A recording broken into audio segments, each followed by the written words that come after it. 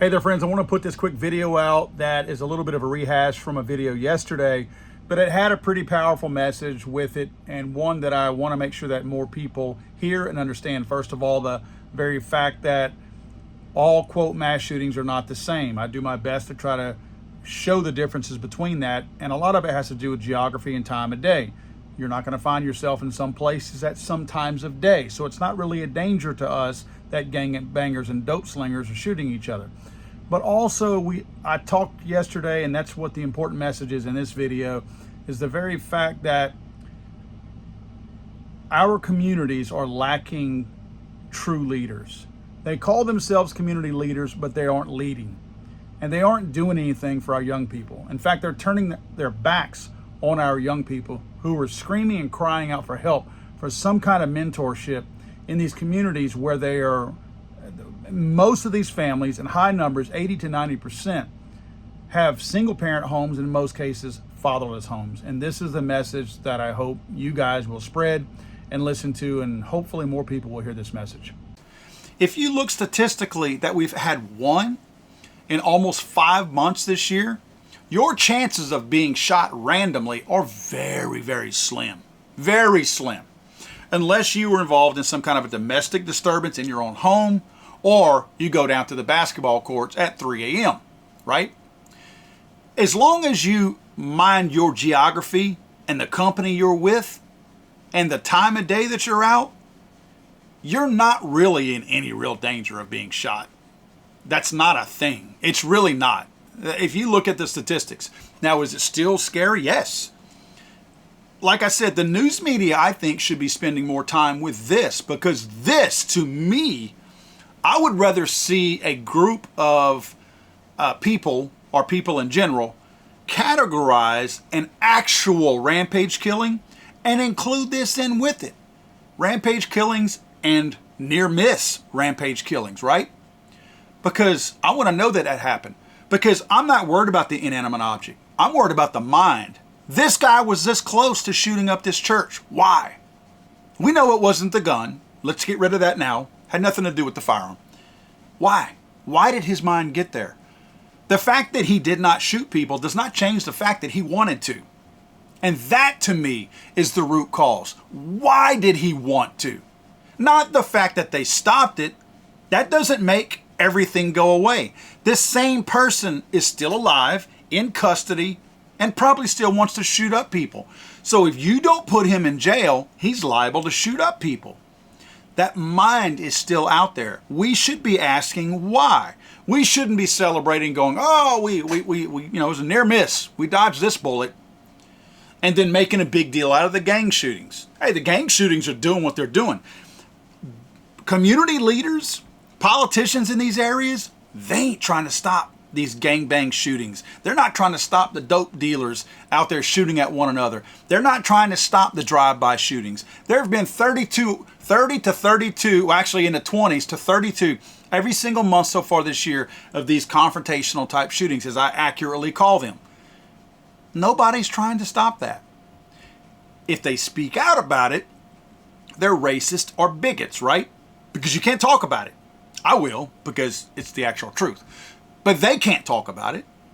Community leaders, they're not doing anything. When have you ever heard a community leader stand up and go, we have to do a better job of mentoring our youth whenever there's some kind of a shooting?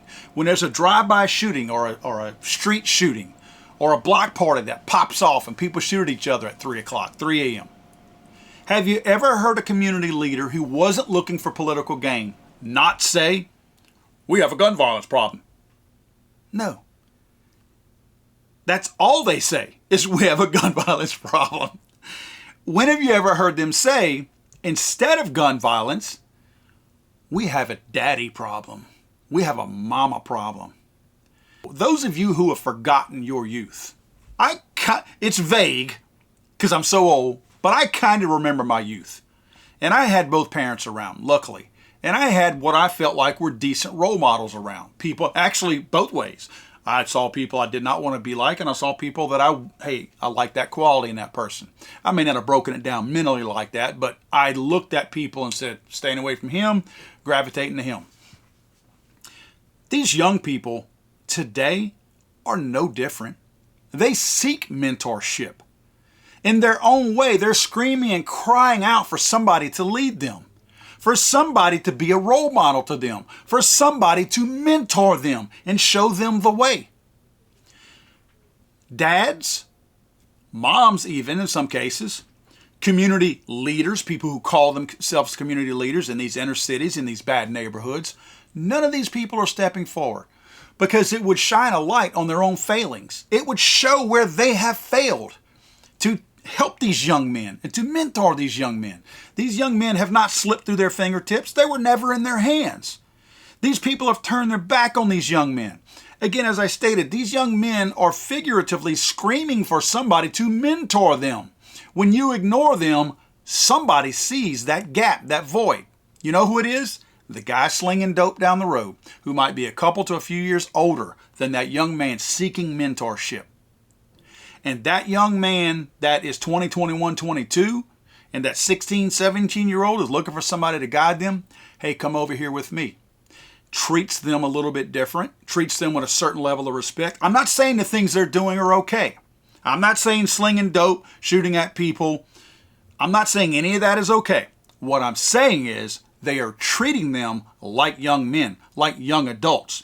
They're giving them respect as a person, where all these adults in the community have abandoned that responsibility. They don't, do they not recognize the fact that these people need mentorship just like they did?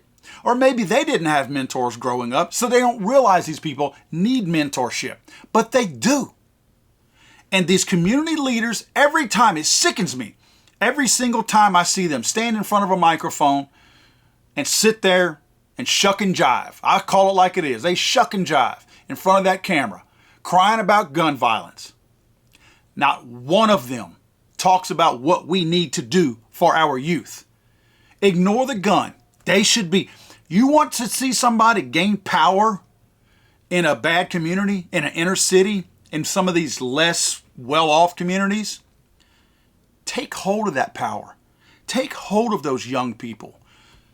They would much rather have somebody mentor them that was seeking them out instead of them having to seek and take the easiest thing out there, which is somebody slinging dope that pays a little bit of attention to them.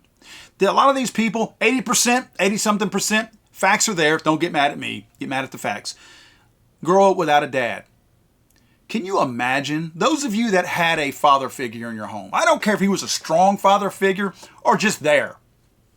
If you had it, especially if you had a strong father figure, you definitely know where I'm going. But if you had a dad in the house, I did, luckily enough. Can you imagine growing up without that? Whether it's talking about the birds and the bees, whether it is, I don't know, talking to somebody about the difficulties of dealing with somebody at school, a bully. Maybe it was to go hunting. Maybe it was whittling a stick with a pocket knife for the first time. Maybe it was just listening to some good music. Maybe it was playing music. Maybe it was just chilling out in the backyard and having the young man look up to the dad and realize, I have a sense of safety. It even has an impact on how you view your mother. Like your mother, you have that sense of calm and ease, maybe. Again, assuming this is a good relationship. But you see your mother not as frazzled because she's not worried about everybody's safety. Now she's not the only person bringing home money into the house or the only person getting a welfare check. Let's be honest here. There's a lot going on in a young person's life where they need that other parent, even if it's just to take up the slack of what the one parent can't seem to manage on their own. We should look at these young people as being someone looking for a missing piece to help them build that block and get to that next level so they can continue to grow. When you take that element away from them, as I stated earlier, somebody's going to fill that void.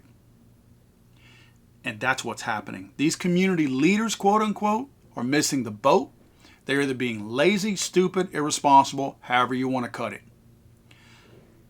But I get sick of hearing them on camera talk about guns and honest law-abiding gun owners and trying to remove rights of mine, when I'm doing everything I can to provide safety, security, and everything else to myself and my family members, and you people are ducking and dodging all your own responsibilities and blaming somebody else for your shortcomings.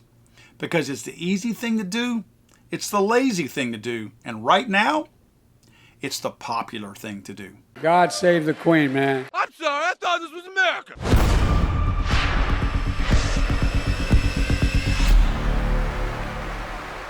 He's so horrible.